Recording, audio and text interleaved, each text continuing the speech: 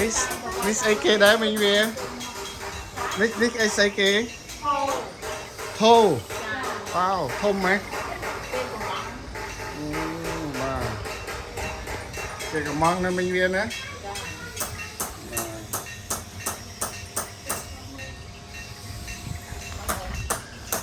ហើយមិញវាសុខសប្បាយបាទអូសើជាងចម្លាក់នេះស្អាតស្រស់ជាងទៅស្អីស្អី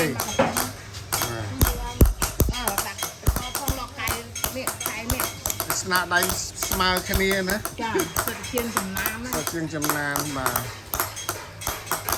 ចេះធ្វើកៅទេទៅហើយទទួលកូនសិស្សដែរទេមិញវាទទួលតាឲ្យតែគេស្ម័គ្រចិត្តមករៀនអត់មានយកលុយយកកាក់អីចឹងទៀតអូយអរគុណណាស់តែគេស្ម័គ្រចិត្តមករៀនអូល្អណាស់បាទអូនណាអរគុណណាស់នេះល្អណាស់ដើម្បីចែកម្លែកបទពិសោធន៍ដល់កូនចៅចំនួនក្រោយបាទ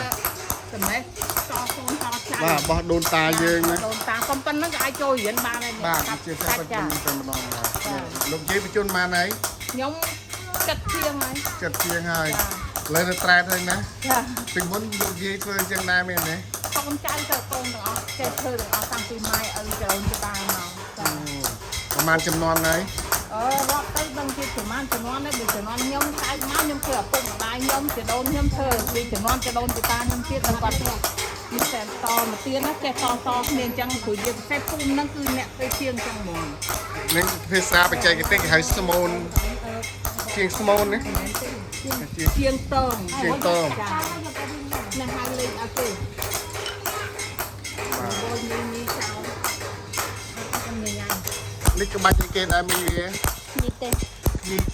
បាទបងប្អូនក្បាច់នេះទេបាទគាត់កំពុងធ្វើបាទជួយលើកតម្កើងផលិតផលខ្មែរយើងស្នាដៃកូនខ្មែរយើងហើយមួយនេះធ្វើប្រហែលថ្ងៃប្រហែលខែមកជំនាញនោះឆ្លាក់4ថ្ងៃម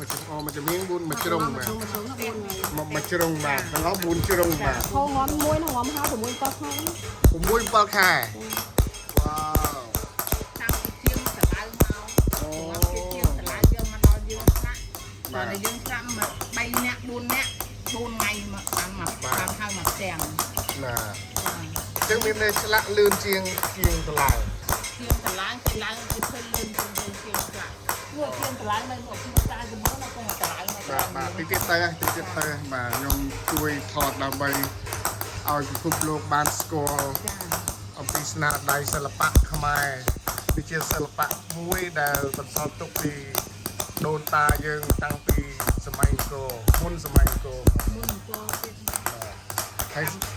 គួរឲ្យកោតសរសើរណាជាងចម្លាក់ភាគច្រើនសុទ្ធតែស្រីទៀតស្រីនៅប្រុសចេះបាទដល់លើស្រីទៀត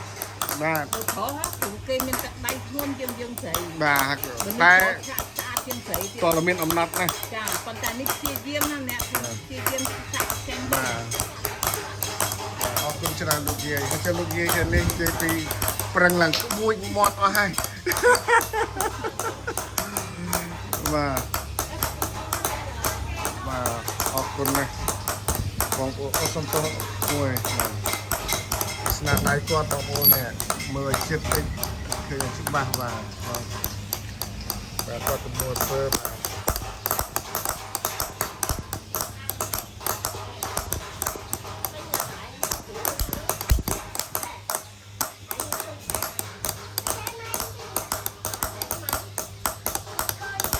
មួយខំប្រឹងអត់មាននិយាយគ្នាទេណានិ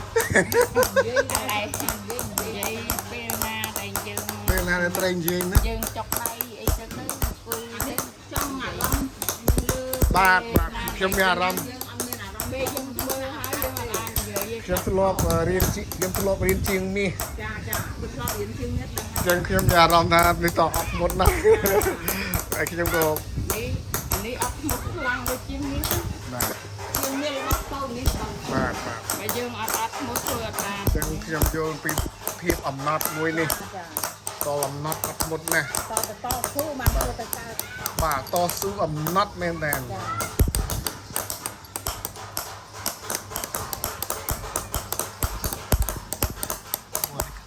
បាច់ល្អិតណានេះ នេះយើងបលិចទៅដើម្បីឲ្យក្បាច់នេះឡើង បាទល្អិតមែនទែននេះ ហ្នឹងគេហៅសាច់ សាច់បាទ បាច់ឡើងឡើងឡើង ស្អាតណាស់បងប្អូននេះមើល បើយើងឆ្លាក់អញ្ចឹងអត់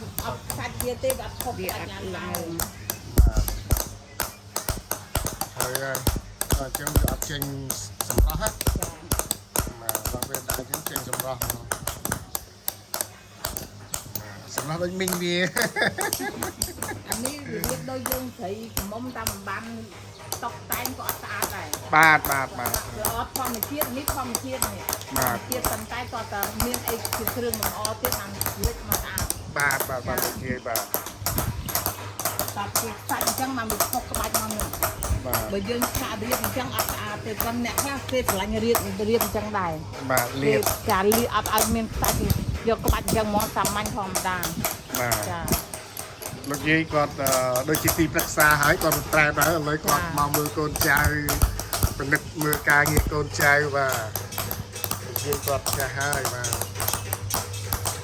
ណាស់ដៃកូនខ្មែរយើងបាទចង់ឲ្យពិភពលោកបានមើលឃើញ មានតែពីសង្គមតែជំនាន់ខ្ញុំនៅរត់ចេញពីព្រៃក្តាមទៅជលៀសទៅនៅវត្តយូរវងអាមេរិកតាំងវាមកចាត់ដៃឆ្លាក់នឹងមើលឃើញយើងឆ្លាក់ចេញអញ្ចឹង បាទ យើងទៅចាប់ដៃឆ្លាក់មកមើលថាតើមិនបានឆ្លាក់ចេញក្បាច់អញ្ចឹងតើមកមើលដៃហ្នឹងគ្រាន់ទុយធម្មតាទៅចោតយើងអញ្ចឹងវាឆ្ងល់វាថាខ្មែរនិយាយថ្លៃអឺតែមិនខ្ពស់វាថាយើងខ្មែរតែមិនខ្ពស់ក៏និយាយថោកដឹងយើងចង់មាននិយាយថាម៉េចទេ ដោយសារតែ តើហ្នឹងវិញហើយ ប្រហែលជារឿងផ្សេងពីនឹង ចា ទៀត វាចង់និយាយរឿងអីផ្សេងទៅប៉ុន្តែយើងមិនដឹងថាគេនិយាយថាតែមិនខ្ពស់ខ្មែរ បាទ វាតែសើកូនខ្មែរទូចេះទាំងអស់ដាក់តកនិយាយមកចាក់ទឹកចាក់ទឹកមកចេញទៅ ខ្ញុំសិនភាសាគ្រឿងអានទៅលោកយាយ ថ្ងៃទៅគេនំតុងទេ បាទ ដាក់ពីទៅក៏ឲ្យមានសាទៅ បាទចំណេះហ្នឹងហើយប្រយ័ត្នការពារលោកឯង ពីខ្ញុំអត់ទេលោកផ្អែមអត់ទៀតក៏បានចំទៅ100 200 300តែណាមិនហូបបន្តិចទៅក៏អត់ឆ្លាញ់ហូបថ្ងៃមកបងទៅអត់ទៅឲ្យខាតទៀត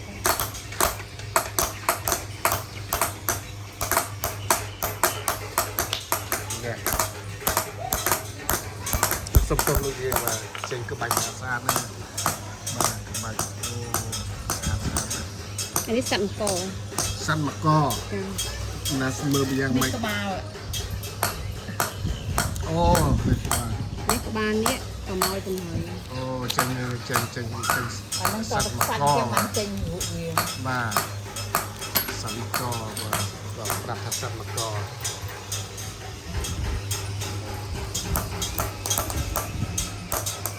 គេឆ្លាញ់គេហ៊ានចំណាយលុយធ្វើយក